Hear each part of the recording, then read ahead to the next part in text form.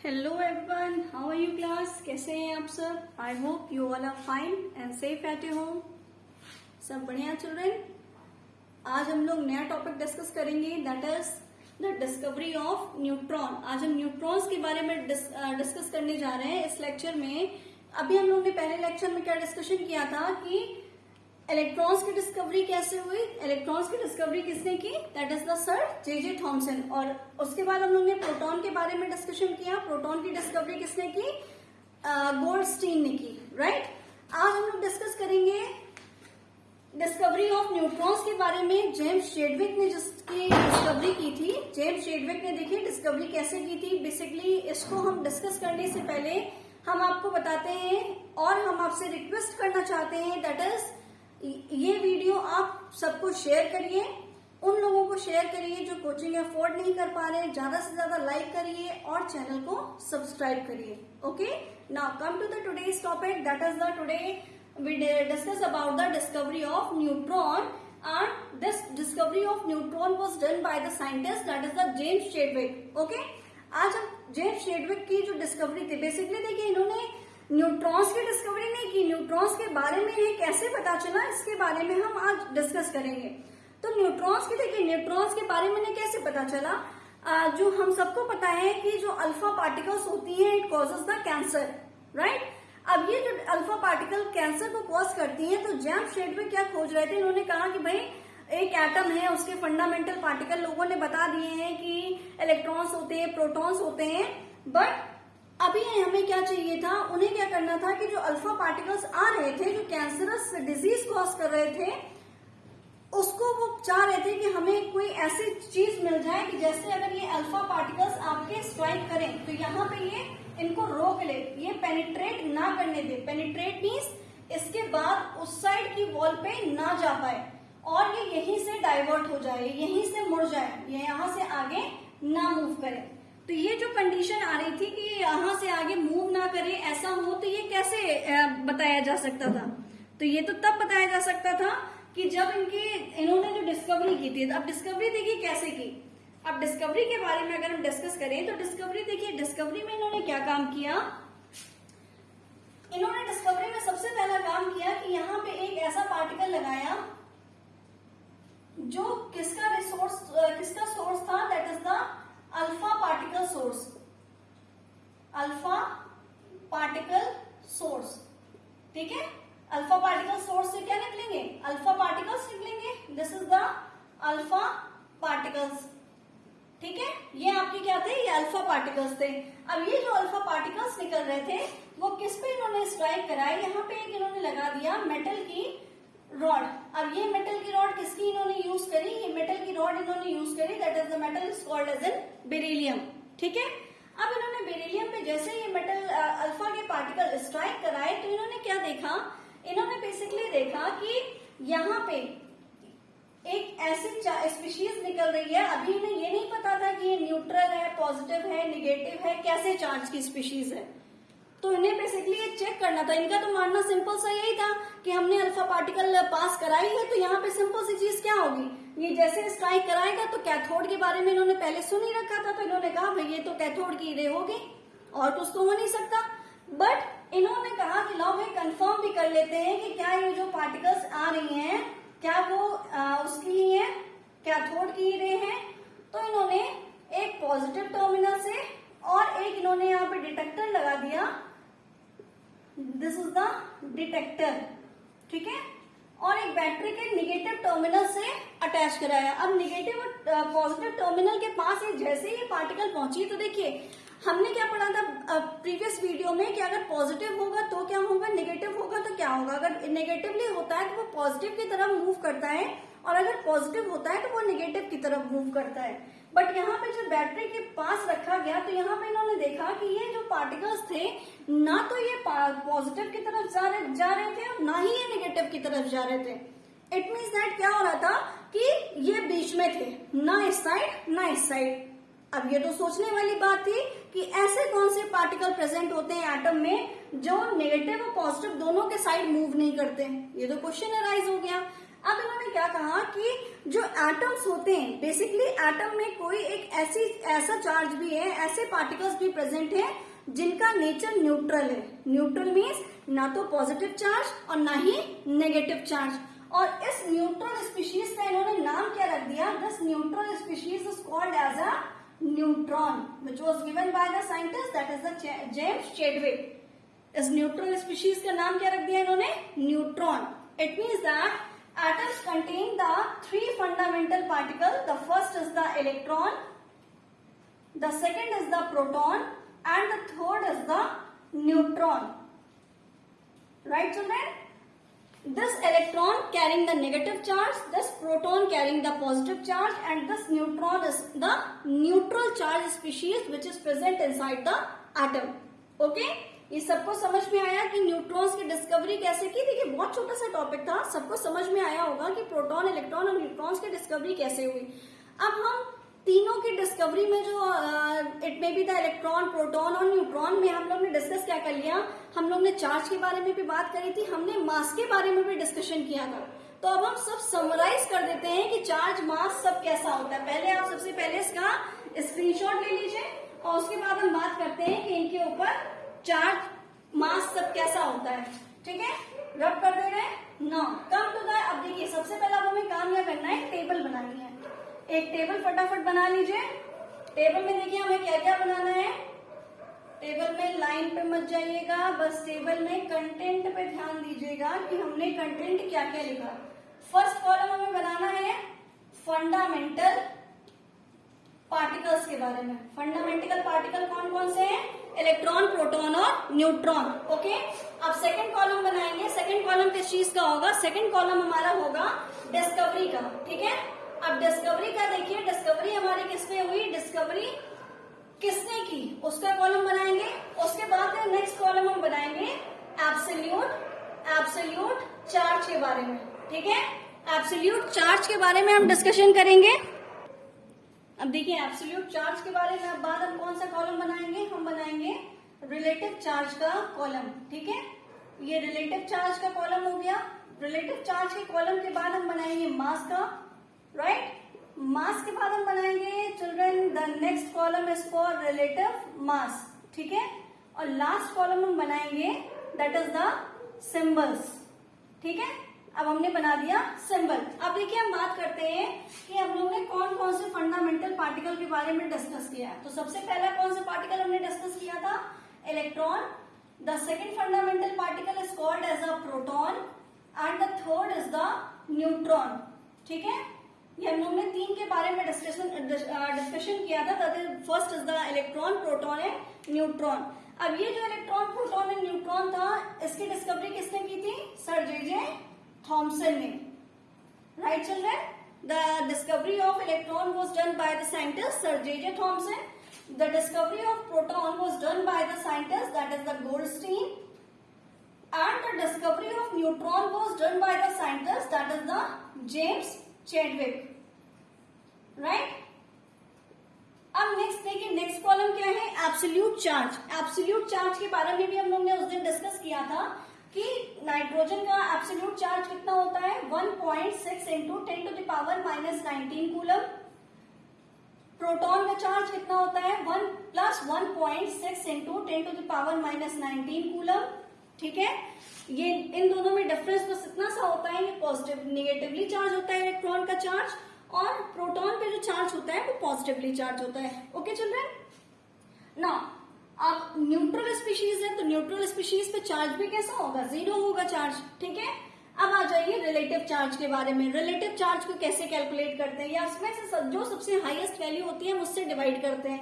तो अब सपोज करिए कि हमने यहाँ वैल्यू डिवाइड किया +1.6 इंटू 10 टू द पावर -19 से, तो यहाँ पे वैल्यू कितनी आ जाएगी? माइनस में आएगी, -1, क्योंकि सेम से ही डिवाइड कर रहे हैं। यहाँ पे भी सेम से डिवाइड किया तो आ गया रिलेटिव चार्ज +1। और अगर हमने यहाँ पे डिवाइड कर दिया तो यहाँ पे चार्ज भी कितना आएगा? 0 चार्ज आएगा। ठीक है, ये सबको समझ में आया। अब मास की बात आती है। मास देखिए कैसे कैलकुलेट करते हैं। मास हमने आपको प्रीवियस वीडियो में बता दिया था। The mass of electron is 9.1 into 10 to the power -31 kg। है ना। उस दिन हम लोगों ने डिस्कस किया था लास्ट वीडियो में कि ये इसका मास होता है इलेक्ट्रॉन का। मास ऑफ प्रोटॉन कितना होता है 1.6726 इंटू 10⁻⁻27 kg, ठीक है। और जितना मास आपका प्रोटॉन का होता है नियरली आपका न्यूट्रॉन का भी सेम मास होता है, that is 1.672 into 6729 into 10⁻⁻27 kg, ठीक है। This is the mass of electron, proton and neutron. Okay children, now come to the relative mass. देखिए अब रिलेटिव चार्ज निकाला है तो रिलेटिव मास भी निकालना होगा। जैसे हम लोग ने रिलेटिव चार्ज निकाला सेम कंडीशन हम लोग रिलेटिव मास निकालेंगे। इसमें भी हम लोग जो हाईएस्ट वैल्यू होगी उससे डिवाइड कर देंगे। तो हम किससे डिवाइड करने जा रहे हैं 1.67 इंटू 10⁻⁻27 से। अब देखिए डिवाइड करेंगे तो यहाँ पे क्या आंसर आता है, यहाँ पे रिलेटिव मास आता है 0, यहाँ पे रिलेटिव मास आएगा 1 और यहाँ पे भी मास कितना आएगा 1, क्योंकि नियर अबाउट दोनों की सेम ही वैल्यू है तो यहाँ पे 1 होगा। और यहाँ पे जब डिवाइड करेंगे तो आंसर अप्रोक्सीमेट 0.00 समथिंग होगा, तो हम उसको 0 ही कंसीडर करते हैं, ठीक है। अब देखिए सिंबल की बात करते हैं। सिंबल, इलेक्ट्रॉन का सिंबल क्या होता है, दैट इज द E-, ठीक है। Now come to the proton. Proton is for P+ and neutron is neutral, that is the N, right. अब हमें ये पता चल गया पूरे चार्ज से कि डिस्कवरी कैसे हुई, एब्सोल्यूट चार्ज कितना होता है, रिलेटिव चार्ज कितना होता है, मास कितना होता है इलेक्ट्रॉन, प्रोटॉन, न्यूट्रॉन का, as well as relative mass and their symbol. Now अगर हम ये डिस्कस करें कि इनका जो रिलेटिव मास, रिलेटिव चार्ज के बारे में हमने बात किया तो रिप्रेजेंट कैसे करेंगे, दिखाएंगे कैसे, तो हमने कहा कि यहाँ नीचे लिखते हैं चार्ज, ऊपर लिखते हैं इनका मास।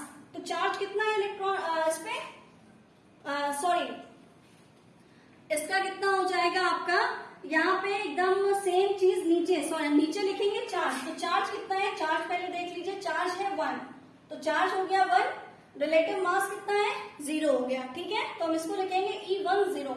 अब प्रोटॉन के बारे में डिस्कशन करते हैं। प्रोटॉन का देखिए चार्ज कितना है 1, मास कितना है 1, ठीक है। न्यूट्रॉन के बारे में हम डिस्कशन करेंगे तो न्यूट्रॉन का चार्ज कितना है, charge is 0 but mass, relative mass is 1। तो इस तरीके से हम रिप्रेजेंट करते हैं इलेक्ट्रॉन, प्रोटॉन एंड न्यूट्रॉन को, ठीक है। अब देखिए प्रूफ करके दिखाते हैं कि जो न्यूट्रॉन था वो न्यूट्रल कैसे हुआ, ये चीज कैसे आई थी। कि सपोज करिए कि अगर हमने यहाँ पे जो इलेक्ट्रॉन और प्रोटॉन्स थे, नीचे सबको दिख रहा है, साइड में लिख देते हैं, ठीक है। इलेक्ट्रॉन जो आपका था प्लस कर दीजिए इसमें से प्रोटॉन को। अब इन दोनों का सम क्या होगा, देखिए 1 में अगर हम 0 ऐड करेंगे तो कितना आएगा 1 आएगा, राइट। और -1 में हम +1 ऐड करेंगे तो माइनस प्लस कैंसिल हो जाएगा और यहाँ पे कितना आ जाएगा 0 आ जाएगा। देखिए 1 मास 0 चार्ज किसका होता है, न्यूट्रॉन का।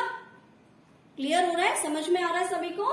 तो यहां से हम कैलकुलेट कर सकते हैं the sum of electron and proton is called as a neutral species, that is called as neutron. ये सभी को समझ में आया कि इसको हम कहते हैं न्यूट्रॉन। ये सबको समझ में आ गया होगा, ठीक है। सबसे पहले आप इसका स्क्रीनशॉट ले लीजिए, उसके बाद हम नेक्स्ट टॉपिक पे स्विच करते हैं, that is the atomic number and atomic mass, ठीक है। Atomic mass is the mass number, right. अब देखिए इसको रब कर देते हैं। अब हम बात करने जा रहे हैं the topic that is atomic number and mass number. अब एटॉमिक नंबर और मास नंबर में देखिए क्या बात होती है। एटॉमिक नंबर और मास नंबर क्या होता है, atomic, right on the topic, number and mass number. सभी लोग हमारे साथ लिखेंगे atomic number and mass number, ठीक है।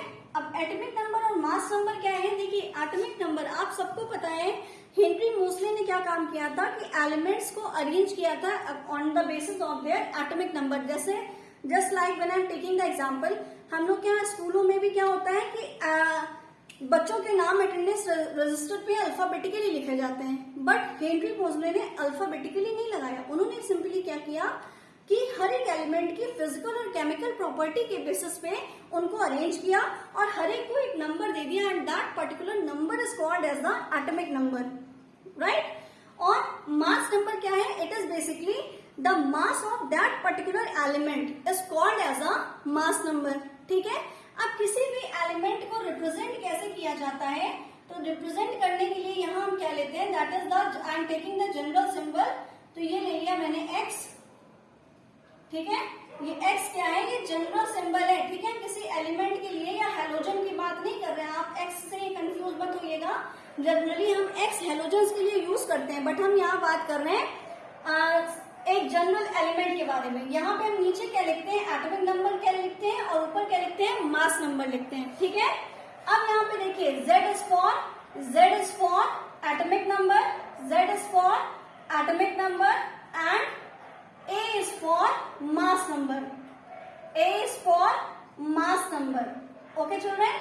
Z क्या है, एटॉमिक नंबर है, A क्या है, मास नंबर है। अब हम एग्जाम्पल लेके आपको दिखाते हैं कि कैसे हम कैलकुलेट करते हैं। सपोज करिए when I am taking the element helium, अगर हमने हीलियम ले लिया, अब ये जो हीलियम होता है, as we all know children, the symbol of helium is He and the atomic number of helium is 2 and the mass number of helium is 4, right? Now calculate the number of electron, proton and neutron. हमें इतना data given था, हमें electron, proton और neutron को calculate करना था। तो देखिए सबसे पहले हमने काम क्या किया, यहाँ पे हमने एटॉमिक नंबर लिख दिया। एटॉमिक नंबर कितना है, 2 है, क्योंकि Z आपका कहाँ लिखा जाता है, नीचे लिखा जाता है, तो ये हो गया एटॉमिक नंबर 2। अब एटॉमिक नंबर 2 है, मास नंबर कितना है, what is the mass number, mass number भी हो गया आपका 4, मास नंबर पे गिवन था। Now come to the next, that is the number of electrons. अब इलेक्ट्रॉन्स के नंबर के बारे में अगर हम डिस्कस करें तो इलेक्ट्रॉन का नंबर किस पे डिपेंड करता है, इलेक्ट्रॉन का नंबर डिपेंड करता है एटॉमिक नंबर पे, but only at neutral condition. जब न्यूट्रल कंडीशन होगी तभी इलेक्ट्रॉन एटॉमिक नंबर के बराबर होगा, बट अगर कोई आयनिक स्पीशीज है तो कभी भी इलेक्ट्रॉन एटॉमिक नंबर के बराबर नहीं हो सकता है। When I am taking the example, suppose करो हम एक कैटायन ले लें। ठीक है, अगर हमने एक कैटायन ले लिया, that is the sodium plus, Na plus ले लिया। Na प्लस में देखिए एटॉमिक नंबर कितना होता है, 11 होता है, राइट? अगर एटॉमिक नंबर 11 है, यहाँ पे जो प्लस चार्ज शो हो रहा है, it means that it losses the 1 electron, and when it losses the 1 electron, तो यहाँ पे एक इलेक्ट्रॉन का लॉस हो गया, तो इलेक्ट्रॉन कितने बचे, 10 इलेक्ट्रॉन्स बचे। इट मींस दैट अब तो हम नहीं कह सकते कि एटॉमिक नंबर और नंबर ऑफ इलेक्ट्रॉन बराबर है। ठीक है, अगर सपोज करिए हमने एनायनिक स्पीशीज ले ली, Cl ले लिया, Cl माइनस ले लिया। अगर हम Cl की बात करें तो नॉर्मल Cl का एटॉमिक नंबर होता है 17 और यहाँ पे इसका नंबर ऑफ इलेक्ट्रॉन भी होगा 17, but in neutral case, not in ionic case. अब यहाँ Cl के ऊपर माइनस साइन क्या रिप्रेजेंट करता है, that particular element gain 1 electron, and when it gain 1 electron, so the number of electron become 18। 17 electron पहले से थे, एक इलेक्ट्रॉन और ऐड हो गया, तो टोटल कितने इलेक्ट्रॉन हो गए, 18 इलेक्ट्रॉन हो गए। क्या अब हम कह सकते हैं कि ये एटॉमिक नंबर के बराबर है, नहीं कह सकते। तो इसीलिए मैंने आपको टर्म कंडीशन क्या बताई कि इलेक्ट्रॉन आपके न्यूट्रल कंडीशन में ही एटॉमिक नंबर के बराबर होंगे। अगर ये कभी भी आयनिक स्पीशीज में होंगे, देखिए हमेशा नोट करके ये पॉइंट लिख लीजिए कि अगर वो कभी भी आयनिक स्पीशीज में होंगे तो कभी भी इलेक्ट्रॉन के नंबर और एटॉमिक नंबर सेम नहीं हो सकते हैं। ठीक है, तो यहाँ पे न्यूट्रल कंडीशन ही है, तो नंबर ऑफ इलेक्ट्रॉन्स भी कितना हो जाएगा, 2 हो जाएगा, राइट? अब प्रोटॉन के नंबर पे आ जाइए। प्रोटॉन के बराबर क्या होता है, प्रोटॉन किसके बराबर होता है, प्रोटॉन आपका होता है एटॉमिक नंबर के बराबर। ये हर एक कंडीशन में, वो चाहे आयनिक स्पीशीज हो या फिर आपकी कोई न्यूट्रल स्पीशीज हो या कैटायनिक हो, एनायनिक हो, वेदर कुछ भी हो, यहाँ पे हर एक कंडीशन में कैटायन और एनायंस या फिर न्यूट्रल आयंस, सब आपका जितने भी नंबर ऑफ प्रोटॉन्स की अगर हम बात करेंगे तो number of proton is always equal to the atomic number. It means that when we talk about the number of proton is equals to also 2। ठीक है, ये आयनिक होता तो भी 2 होता, ये अगर न्यूट्रल है तो भी यहाँ पे 2 ही आंसर होगा। Now come to the last, that is the neutron. अब न्यूट्रॉन कितना होगा, न्यूट्रॉन कैसे कैलकुलेट करते हैं, neutron is equals to A minus Z. A means the mass number और Z means the atomic number. A में से हमने अगर Z माइनस कर दिया, that is 4 minus 2 is equals to 2। It means that the number of neutron is equals to 2, ठीक है, in the case of helium. अगर सपोज करिए हमें मास नंबर कैलकुलेट करना होता तो मास नंबर हम कैसे कैलकुलेट करते हैं? मास नंबर कैसे कैलकुलेट करते हैं हम? Proton plus neutron, proton plus neutron is also called the mass number. अगर हमें आ जाए कभी एग्जाम में कि मास नंबर कैलकुलेट करिए तो सिंपली हमें कुछ नहीं करना, बस प्रोटॉन को और न्यूट्रॉन के नंबर को प्लस कर देना है। अब आप कहेंगे कि मैम अगर प्रोटॉन के नंबर ना गिवन हो तो आपको एटॉमिक नंबर गिवन होगा। अगर atomic number is equals to the number of proton and proton plus neutron is equals to mass number, right? So is this example is clear to you all? ये सभी को समझ में आया? Now take the screenshot. ले लिया सबने screenshot? देखिए अब हम नेक्स्ट एग्जाम्पल की ओर मूव करते हैं। नेक्स्ट एग्जाम्पल देखिए, नेक्स्ट एग्जाम्पल में सपोज करिए अभी हमने यहाँ पे हीलियम लिया था, अब हम यहाँ पे नेक्स्ट एग्जाम्पल ले लेते हैं, that is the, let us suppose sodium ले लिया and the symbol of sodium is Na, right? Na, what is the atomic number? That is 11. What is the mass number? That is 23. Atomic number become 11, mass number become 23, right? Atomic number कितना है? 11 है। mass number कितना है? 23 है। number of electrons कितने? 11, because in neutral condition number of atomic number is equals to number of electron and is equals to the number of proton, है ना? Neutral condition में एटॉमिक नंबर, इलेक्ट्रॉन्स के number और protons के number हमेशा equal होते हैं। Now come to the neutron, we know that the mass number minus atomic number is equals to the number of neutron. तो यहाँ पे मास नंबर कितना गिवन था? 23। एटॉमिक नंबर कितना है? 11। सब्सट्रैक्ट कर लीजिए, the answer become 12। It means that the 12 neutrons are present in a sodium. Okay, so this is all about the topic atomic number and the mass number. ये सभी को समझ में आ गया, क्लियर हो गया ये टॉपिक कि एटॉमिक नंबर और मास नंबर क्या होते हैं और हम इसको कैसे कैलकुलेट करते हैं। देखिए इसमें बेस्ड आपके कॉम्पिटेटिव एग्जाम्स में भी क्वेश्चन आते हैं और इन सब टॉपिक्स पे बेस्ड में भी the discovery of electron, proton and neutron as well as atomic number and mass number, इन सब पे बेस्ड आपके हर एक एग्जाम में, कॉम्पिटिटिव एग्जाम में क्वेश्चंस पूछे जाते हैं। So read this topic very carefully and do more and more practice. देखिए आपका 1 घंटा यहाँ से पढ़ना, आधा घंटा यहाँ से पढ़ना सफिशिएंट नहीं है। जब तक आपने इस तरीके के क्वेश्चंस पे प्रैक्टिस नहीं की, इस तरीके के क्वेश्चंस को लगाया नहीं, तब तक आप किसी भी टॉपिक का या किसी भी क्वेश्चंस का एग्जाम में आंसर नहीं दे पाएंगे। Because as we all know children, practice make a man perfect, right? जितनी आपकी प्रैक्टिस होगी उतना ही आपका हाथ एकदम टू द पॉइंट आंसर पे एक्यूरेसी के साथ आंसर होगा। और कोई भी एग्जाम हो, it may be your academics exam, it may be your competitive exam, कहीं पे भी आपके मार्क्स डिटेक्ट नहीं हो सकते हैं, right children? So this is all about the today's class. I hope you like this video. Again, I am saying that you share this video and subscribe my channel and press the bell icon जिससे आपको next video की notification तुरंत मिल सके। Okay children, bye bye, thank you class.